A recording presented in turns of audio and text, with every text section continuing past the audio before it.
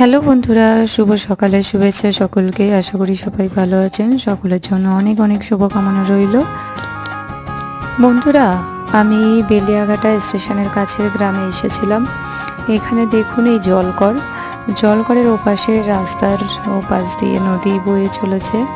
নদীর মধ্যে দিয়ে একটা বোট পা এগিয়ে চলেছে। সত্যি মানে এত মনোমুগ্ধকর একটা সুন্দর পরিবেশ, মনকে একদম স্নিগ্ধ করে দেয়, ভরিয়ে দেয়।